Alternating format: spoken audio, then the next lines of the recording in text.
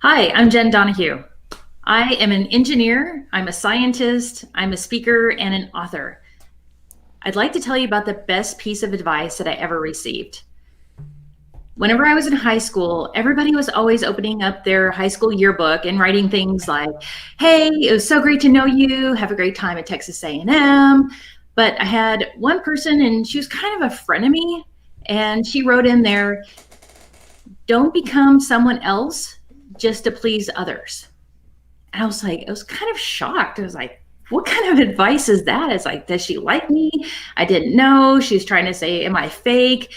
And I didn't realize it until maybe 15 or 20 years later, what really sage advice that was. You don't have to be somebody else just to make people like you. And it's one of those things that has really stuck with me all this time. And even though we probably have not crossed paths since then, it's one of those things that I really hold dear to me. Wow. A frenemy giving you great advice. That's so interesting. And then you never cross paths with her again.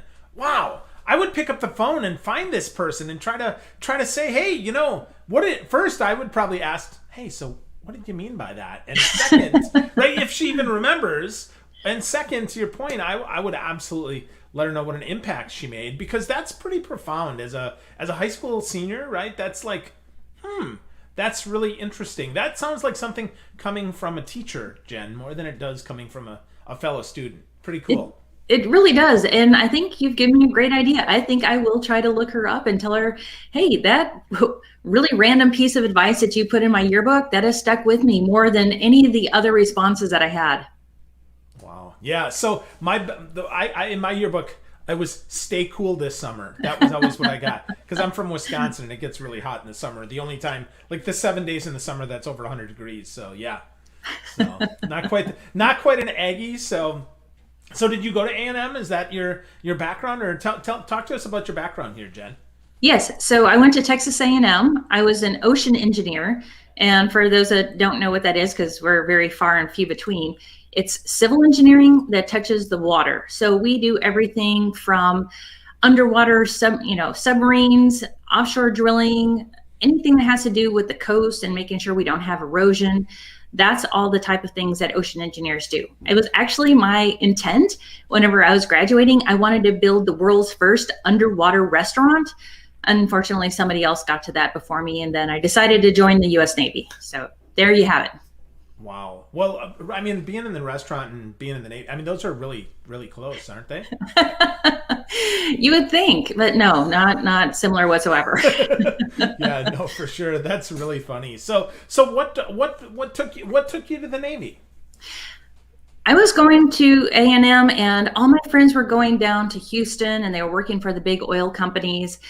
And I just had so much angst. I was like, I have got to get out. I've got to go see the world. I grew up out in West Texas, and not a lot going on there. It's just dry and flat and brown, kind of like a pancake. And I had to go out and I had to just experience life. A good friend of mine went to the Army Corps of Engineers, and I saw what a great time he was having. And I looked at all the different uniform services, and I found that the Navy was the best fit for me because they were going to take me everywhere. And they did. I went to Guam, I went to Alaska, Puerto Rico. I had the garden spots like Afghanistan and Iraq that I had to go to as well. But they gave me the opportunity to experience so many things that my friends that were just going down to Houston and working in the oil business, they never got that opportunity. Wow. Wow. Well, I think that's a good segue into our topic today about imposter syndrome, because it sounds to me like you kind of had it figured out. I mean, I went in the Navy out of high school, and I'll tell you what, I went because I had to leave my town in order to get some experience in a town of 996 people, but I had no clue. I thought I knew what I wanted to do, but looking back, I'm like, no idea. So, did you have it all figured out? I mean, imposter syndrome, like, is that something you overcame when you're like 11, or how does this work for you? I don't think I really knew I had imposter syndrome until several years later, and I was able to put a name to it. But I always was hanging around guys. On my block, it was just me and a bunch of boys. And so I was climbing trees and jumping fences and having a good time. In high school and junior high, I was always in the math and science classes.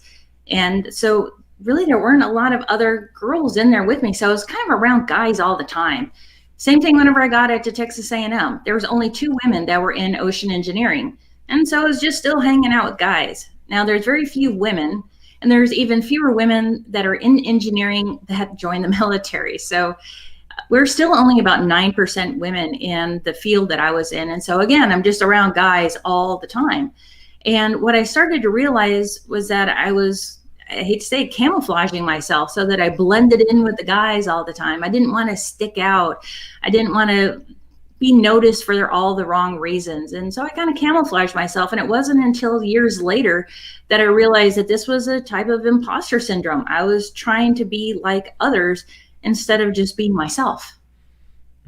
So it took you some time to listen to your high school friend, huh? To actually really lean into who you are and who you wanted to be. So that's so interesting. Was there like a seminal event? Did something like conk you on the head? You know, like who was it? Charles Darwin, right? An apple fell in his head and he discovered, or Isaac Newton, right, with gravity or something, right? I mean, or was it just a gradual thing? It was really a gradual thing. And really only until about maybe 5 years ago did I realize that this was really going on. And I started to talk to some of my friends because this is just the way that I had been all this time. And it really took a conscious effort to realize I am trying to be something that I'm not.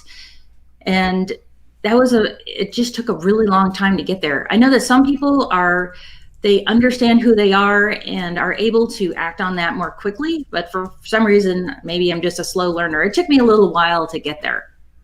Wow. Well, you said something there that's really strong. Imposter syndrome can be as simple as trying to be someone you're not. And I think it's so important, right? I don't think you're a slow learner. I think we all learn, and then we have to relearn and we have to unlearn and we have to learn, kind of learn again and learn new. So that, but with that, I think it really starts with maybe we don't even know who we are first. So how do we get that, right? How do we understand who we are so that we can get to the point of really embracing that? I think we have to stop what we're doing. And I know this is going to sound absolutely crazy, but consider taking some of the personality tests. I took the Myers-Briggs, I took the Clifton Strengths, and I thought there is no way these tests are going to tell me anything about myself because I'm an individual and no test can tell me what. I was shocked, absolutely shocked at what they said about me. And I realized, oh my gosh, this is who I am. And you start reading through it and start to understand that, yes, maybe I am hiding some of my feelings because I'm trying to please others. That was me. I'm a pleaser. And so I started to really take that to heart, that these are some of the items that I need to overcome. And now when I'm talking about personality tests, I'm not talking about, hey, taking the Facebook one of like, if I'm a potato, what kind of potato would I be? Don't take that kind. But really just sit and understand who you are. The personality tests are a great way to get there, but start thinking about when you look around the room and realize, hey, I'm a little bit different when I'm around these people. I've been in the military for several years and I'm now a reservist. And one of the things that coworkers have always said is they can tell when I'm on a military call because all of a sudden my voice gets very deep and I talk with a different type of very direct, whenever I'm talking to people is different. My husband has said that whenever I'm wearing my uniform, that I'm standing up different. I'm more confident. And it's interesting because I'm taking all these little pieces on whenever I'm doing my military duty that aren't necessarily part of really who I am. So it's one of those things that I have to consciously think about and say, yes, this is okay when I'm doing military work, or this is okay when I'm being a civilian. And it's something that I just have to keep churning through and just self-analyzing over and over again.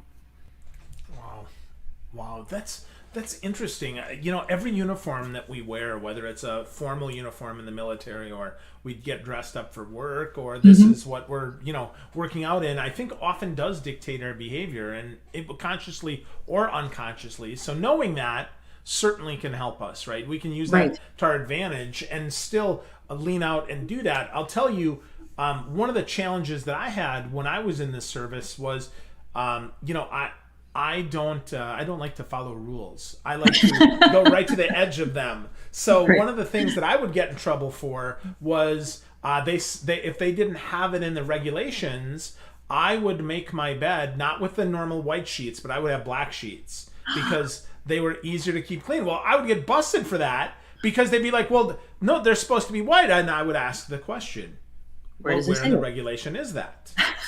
So I'm wondering, is being rebellious, is that part of who we are, do you think? Or is that really just kind of, just being a rule breaker, not really, I don't know. I don't even know where I'm going with that. So what do you think?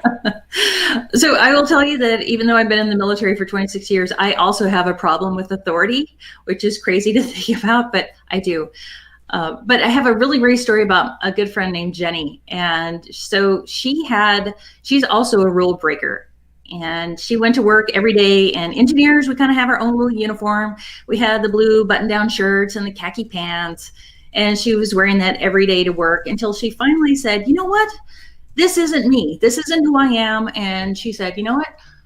I'm going to wear a skirt tomorrow to work. And I mean, it blew people's minds like, oh my gosh, we can see her legs, and it's like, but these are just like little bitty things that, yes, it is like a uniform that we put on that, yes, we're supposed to act like engineers. We're supposed to dress like engineers.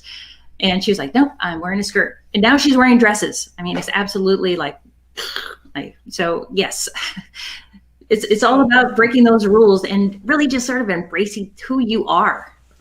Yeah, absolutely. I think that's so right on, understanding who we are first. Mm-hmm. And also then understanding, what does that even mean? Like, how does that show up? Is that slacks? Is that a skirt? Is that, is that a dress? In guys' instance, right? Is it a tie? Is it a polo shirt?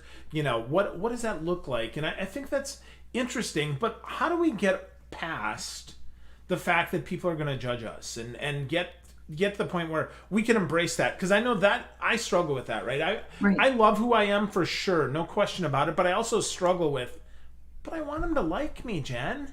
Right. That's a hard one to look at. My friend Jenny, the way that she got over this is she said, I know who I am. I know what I bring to the fight. And you know what? If I'm wearing a skirt or a dress and you don't like that, I don't want to work with you. And I was, wow, that's actually kind of profound. That's really putting yourself out there. But she knew what she was worth. She knew the job that she could do. She knew the clients that she could bring in. And she says, it doesn't matter if I'm wearing a skirt or pants. She's like, I know what I can do. And I think that's so profound that, we feel like we have to fit in, and we need to just take a step back and realize what our worth is. That's really what's going to give us the confidence so that we can start to be the person that we really want to be. But it's really understanding your worth. What are your values? What are your strengths? What do you bring to the fight? No, that's so good. That's so good, and such a good reminder. I mean, looking back at what we've already accomplished and understanding that we have value is super important. And I think that's a thing that sometimes I forget. I know others that I've talked to forget, and what sometimes gives us imposter syndrome. So do you keep like a brag book? I mean, do you have like a notebook or a file or something where you keep track of those things when you've been kicked in the face one time and you're like, well, no, hold on, I can sit up straight, I know that I've done this before? I mean, how do you handle that? I'm totally old school. And so when I have those feelings, again, I literally grab a pen and a piece of paper and I make myself sit down and I start to write out all my accolades, all of my awards, what my values are, what my strengths are, what I'm most proud of. And then I always finish it off with, what do I love? I love math and science. That's what I absolutely love. And I'm so geared towards that. And I have to just write that down. I love math. I love science.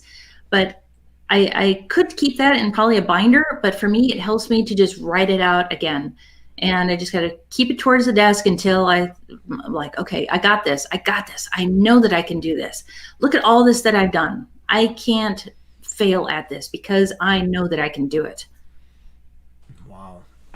I like the old schoolness of it. Yeah, I do too, right? So right by my desk, I've got my little notebook, right? Little Yes. Minions notebook, right? Banana.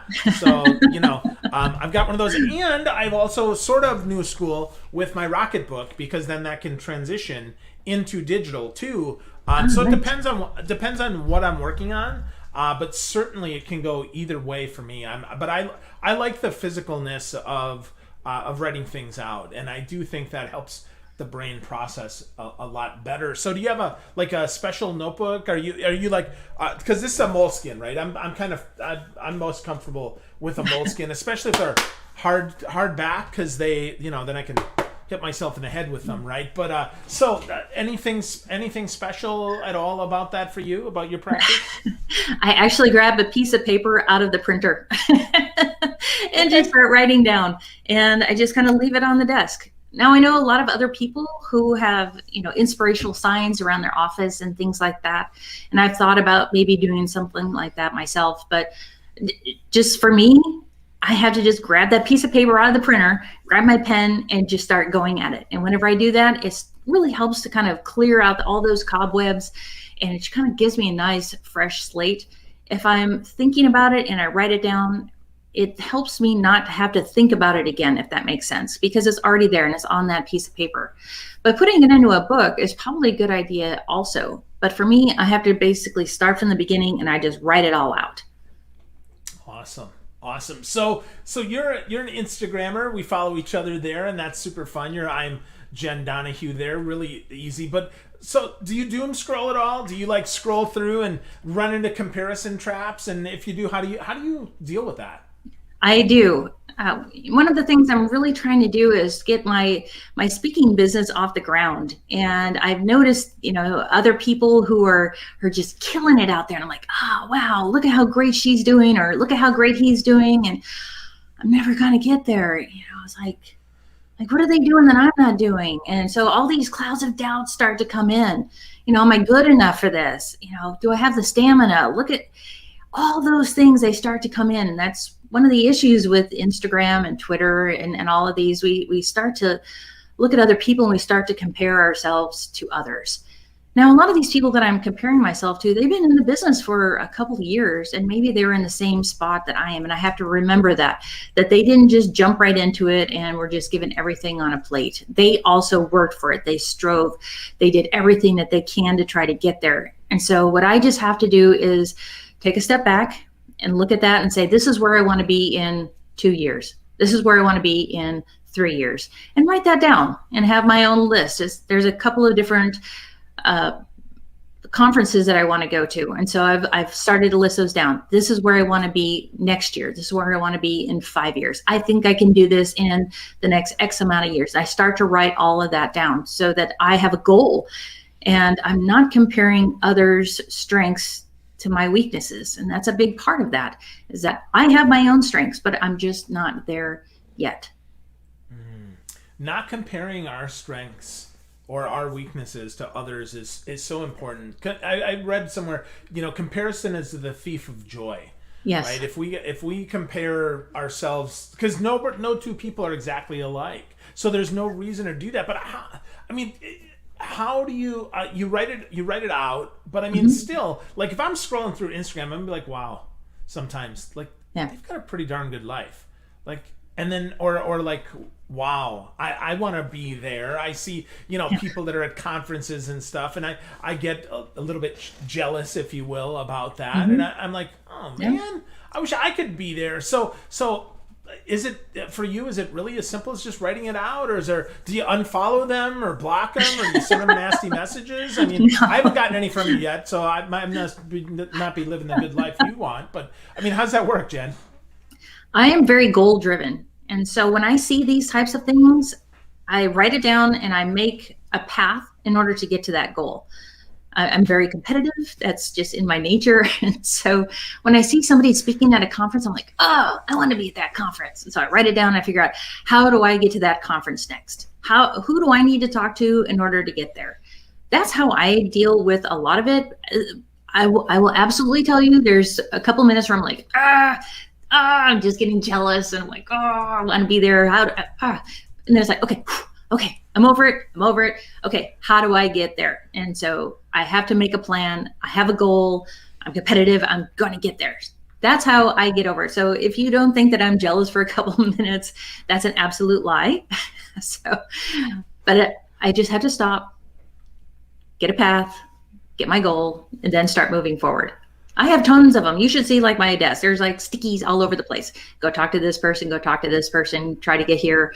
It's all about trying to make my own pathways to get to where I want to go. Awesome.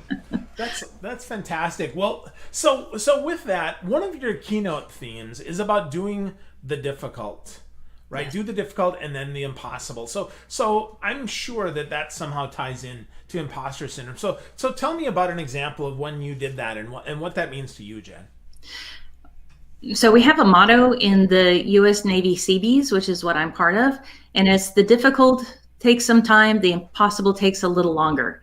And it's something that it goes back to our core of who we were in the military. You know, we were island hopping in all these different places, and it was almost impossible to get everything that we needed there so that the Marines could come in, so that they could keep pushing forward, so that we could win World War II.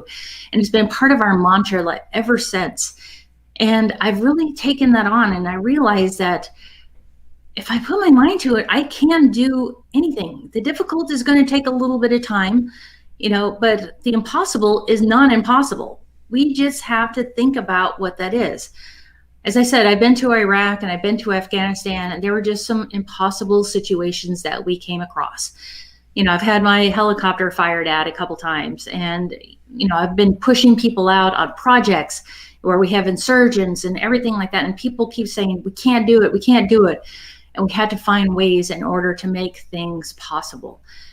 Even in my own personal life, I own an engineering company, and everybody said, it's so hard. You're not going to be able to do it. You should just stay with corporate America, get a steady paycheck. And I'm like, no, I've got to do it. I know I can do it. I had a great mentor. And that's another piece of this, is like, have a great mentor that you can bounce ideas off of. He gave me some really sage advice, and it's just basically just trying to grab onto that and then just taking that leap. You have to take the leap in order to make the impossible possible. Wow. So talk to me about that mentorship. I think that's that's an important piece for some of us, that sometimes we don't have that. We need an external voice, a second voice, if we will, to get through that, so that it can help us overcome imposter syndrome, that maybe can remind us of that. So how'd you find your mentor, and how often do you meet? I have several mentors. I have a technical mentor, I have a business mentor, and then I have kind of a life coach mentor. For the business side of it, it was really, his name was Rudy. He was the one who really helped me develop my business and have everything that I needed whenever I took that leap, into the void to start my own company. And I have a technical mentor as well. He's one of the most phenomenal scientists that I've ever met. And he was instrumental in helping me find clients, because he's so big in our industry. He basically pulled me along and made those introductions so that I could have a thriving business. And then on the life side of it, I have somebody who's absolutely fantastic at leadership and has a great home life and is able to balance the work and the personal life. And so when I need to, I speak to each one of these mentors as it comes up. I know some people have mentors like, all right, every first Monday we're going to talk. And that's great if that's the type of structure that you need for your mentor. For me, it's been more organic. Hey, I have some questions. I want to bounce some ideas off of you.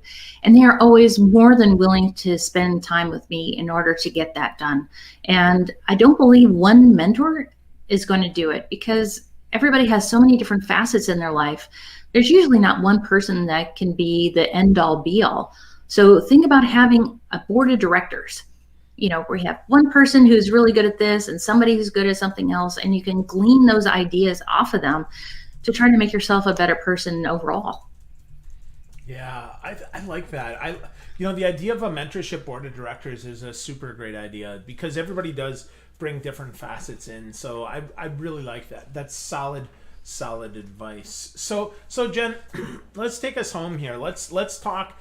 If people are struggling today, with imposter syndrome, with moving forward, with maybe they're stuck and they're like, I don't know that I can do it. Right. Give us some advice, maybe a step or two, some practical, tactical stuff that they can do to propel themselves forward and get through the imposter syndrome or the doubt. Absolutely. So we talked about those clouds of doubt. Am I good enough? Am I really supposed to be here in this room with all these experts? You have all of those clouds of doubt. So the very first step is to recognize, we get so into our head that like, oh my gosh, okay, just stop, take a deep breath and pull yourself back for a minute and recognize that this is imposter syndrome basically roaring into your life and you need to back it down. So just recognize that you have it. Are these irrational feelings? Are you self-limiting yourself? Now that you have that chance, you can take a deep breath and say, okay, I'm ready to go forward. Just acknowledge this and just challenge your brain to go to the next step. And so for me, the next step is just really analyzing and thinking about why you were there. You're there for a purpose. If you're in a company and they put you in a boardroom with a whole bunch of other people, most companies aren't going to spend the money on somebody that they don't have faith in. So understand that you are there for a purpose. You have value. Like I said, grab a piece of paper, grab a notebook, whatever it might be. Start writing down all those accolades. Just start with, hey, I graduated high school. I graduated college. Maybe you have an MBA, whatever that is. Start writing all that down. What are your strengths? Hey, I'm really good at talking to people. Hey, I'm really good at math or science. Start writing these things down. And like I said, at the end, write down why you love what you do. I love what I do because I love math and science. I love speaking to people and helping them with their own leadership styles and that they can overcome imposter syndrome also. Write those things down. That's going to start to boost your confidence. And it's going to help you go forward again to the very next step. And what that is acting. Okay, now you have all those accolades. What I really want you to do is stop comparing yourself. That's one of the biggest pieces of this. Stop comparing yourself to others. Yes, they do have strengths, but those strengths aren't necessarily your weakness. That's something that you can aspire to. Look to those people and think of them as an inspiration. How can you get to where they are if you feel that you're inadequate in some places? This will give you something to go back on and say, hey, you know what? I need to work on this so that I can be better. So these are some of the ideas that I have in order to try to get those clouds of doubt out of your head. So recognize it, analyze it, and then start acting on it. Wow. Great stuff, Jenn. Lots of smart bombs there. That recognition and analysis, so important. But then get moving.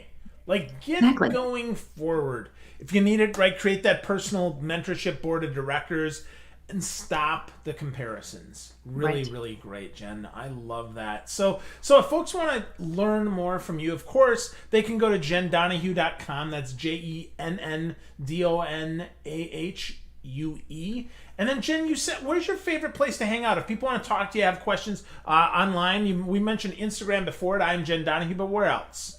I'm also on Twitter at Jenn Donohue, JENN Donohue.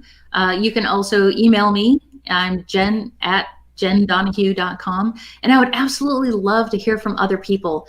I love to hear people's stories. I love to hear how they've overcome imposter syndrome. To me, that really fuels me so that I can maybe take this message and help others. So if you've found ways that you have been able to overcome it, please let me know because I would love to hear what you did.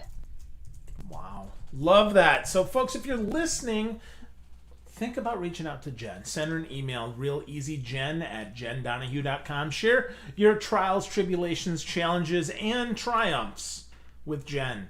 Let her know how she can help you. Jenn, it is just a pleasure to talk with you, my friend. Thank you for sharing so freely, and thanks for the insight into how to overcome imposter syndrome. I appreciate it so much. Thank you, Phil. I've had such a good time this morning. I really appreciate you having me on. My pleasure. Thank you very much. And thanks everyone for watching, for listening, and for doing the work to overcome imposter syndrome for you.